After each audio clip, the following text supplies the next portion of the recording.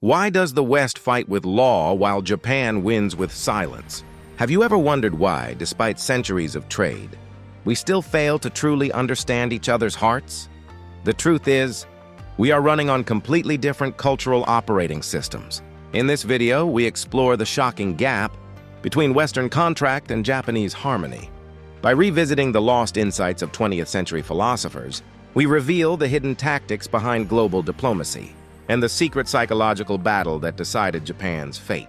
It all begins with a single invisible wall that stands between us. Section 1. The Invisible Wall. Is it possible to speak the same language, but live in different worlds? Imagine this. You are in a high-stakes meeting. One side relies on a thick contract. The other side relies on a silent nod. Why do we constantly misread each other? It is because of an invisible wall. This wall is not made of bricks. It is made of deeply rooted psychological patterns. In the West, life is often seen as a series of clear rules. Everything is defined. Everything is on paper. But in Japan, the most important things are never written down. They exist in the air. They exist in the space between you and me. Philosopher Tetsuro Watsuji once noticed this gap. He realized that Westerners and Japanese people do not just have different customs. They have different ways of being human. One is a world of objects. The other is a world of events. If you don't understand this, you will always feel like a stranger. Think about your own experiences. Have you ever felt a hidden rule in another culture that you just couldn't explain? Tell me in the comments below, what was that moment where words were not enough? Let's dive deep into this mystery. Section 2. Nature as a friend versus nature as an enemy. Look at a Japanese garden. Then look at a modern skyscraper. What do you see? To many in the West, nature is a challenge to be overcome.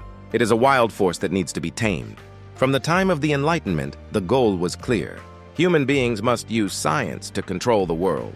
We build walls to keep the storm out. We use technology to master the environment. In this view, man stands on one side. Nature stands on the other. It is a battle for survival. But in Japan, the feeling is very different. Nature is not an enemy. It is a partner. It is a reflection of the self. Japanese culture does not try to conquer the wind or the rain. Instead, it finds beauty in them. Think about the concept of fudo, or climate. Philosopher Tetsuro Watsuji argued that our environment shapes our soul. If you live in a land of seasons, you learn to flow with change. You do not try to stop the river. You learn how to swim with the current. This difference changes everything. It changes how we build houses. It changes how we design cities. It even changes how we think about power. Western civilization seeks to dominate the object. Japanese civilization seeks to harmonize with the event. One creates a fortress. The other creates a sanctuary. Which one feels more natural to you? The answer might surprise you. Section 3. The secret of Koto. The space between us. Think about the word I. In English, it is just one letter. It is a solid, unchanging point. But in Japan, the self is like water. It changes its shape depending on the container. Have you noticed how many ways there are to say I in Japanese? Or boku, watashi? Each one depends on who you are talking to. This is not just about grammar. It reveals a deep truth. To a Japanese person, the individual does not exist alone. You are defined by your relationships. You are a son. You are a teacher. You are a friend. Watsuji Tetsuro called this aidagara, or the betweenness. He believed that human beings are not just biological objects. We are events that happen between people. He used the word koto to describe this. Koto means more than just a thing. It means an occurrence. It means a shared experience. Imagine you are having tea with a friend. In the West, we see two people and one pot of tea. But in the Japanese mindset, the focus is on the act of drinking together, the atmosphere, the flow of time. That is the koto. When the atmosphere is good, you feel happy. When the atmosphere is tense, you feel stiff. In this world, the group is a living organism. Harmony is more important than being right. This is why Japanese people often avoid saying no directly. They are not being dishonest. They are protecting the koto. They are protecting the invisible thread that connects us all. Is this a beautiful way to live? Or does it feel like a cage? The answer depends on where you stand. Section 4. The Anglo-Saxon engine, the logic of chaos. Now let's travel to a very different world. Imagine a forest where everyone is a hunter. There are no friends. There is only survival. This is what philosopher Thomas Hobbes called the state of nature.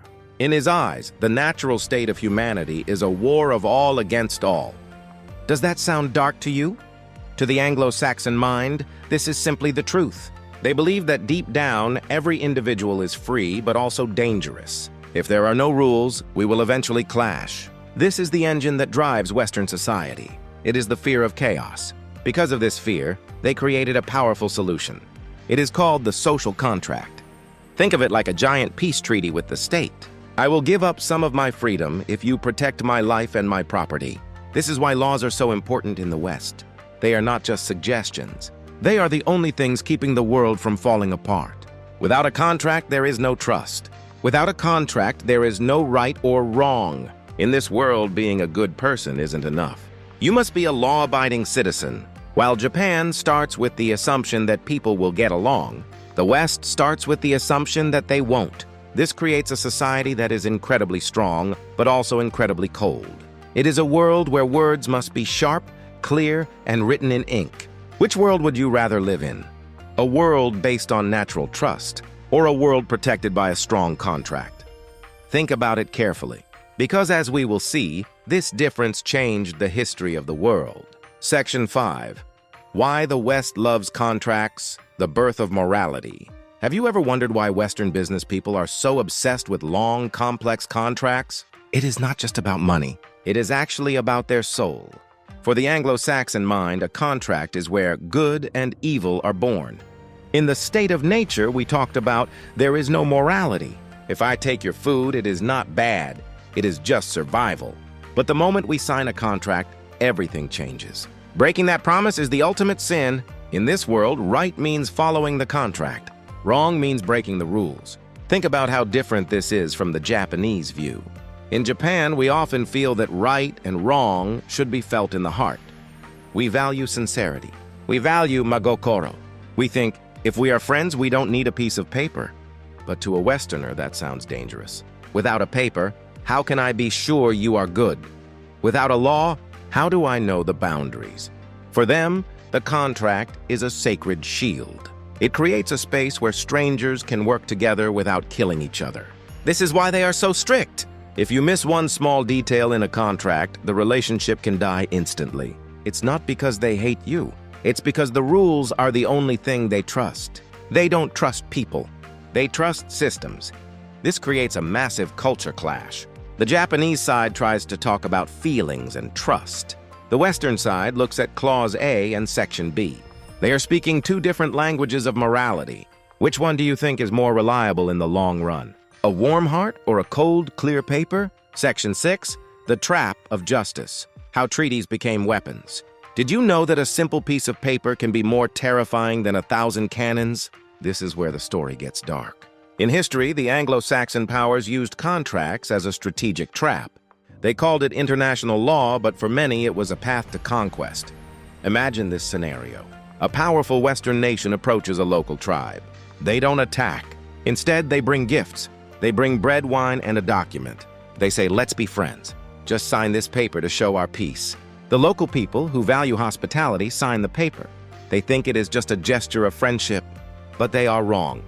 The moment that ink dries, the natural state ends and the legal state begins. Inside that paper, in tiny letters, it says, this land now belongs to the crown. Later, when the local people try to hunt on their own land, the Westerners return with soldiers. They say, you are breaking the contract. You are now criminals. Do you see the trick? They create evil where it didn't exist before. By making the local people sign a contract they don't understand, the Westerners create a moral right to attack them. It is not an invasion. It is legal enforcement. It is justice. This is the cold brilliance of the Anglo-Saxon system. They always make sure they are the good guys on paper before they fire a single shot. This happened in America, in India, and it almost happened in Japan. Does this feel like clever diplomacy to you, or does it feel like a grand deception? Have you ever seen a situation where the rules were used to bully someone? Let us know in the comments. We want to hear your perspective on this. Section 7, the Samurai Versus. The Lawyer, a Historical Face-Off. When Commodore Perry's black ships arrived in Japan in 1853, the Japanese didn't just see big guns, they saw a new kind of war. This was a war of words and treaties. The Americans brought a treaty of peace and amity. It sounded friendly, right? But the Japanese leaders were cautious. They knew the Indian trap we talked about in the last section. The Americans expected the Japanese to be simple savages. They hoped Japan would sign a contract, break it, and then give them a reason to invade. But they were in for a surprise. The samurai leaders of that time were brilliant. They were experts in human nature.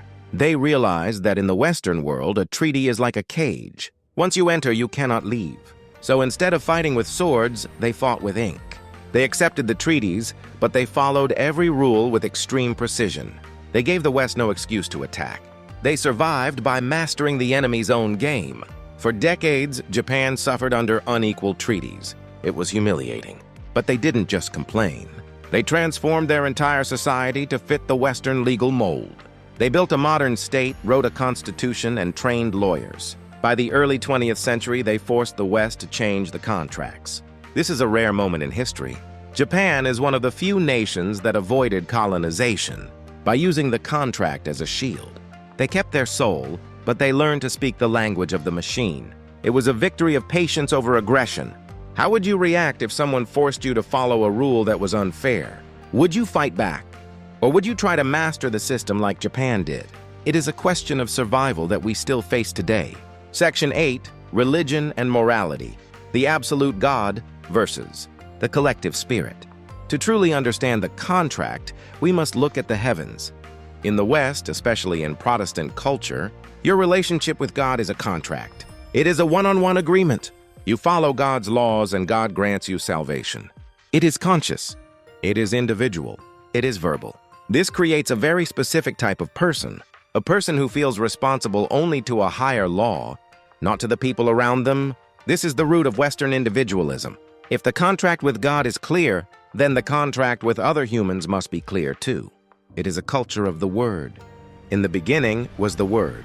But Japan is different. In Shinto, there is no single absolute law written in a book. Instead, there are 8 million gods.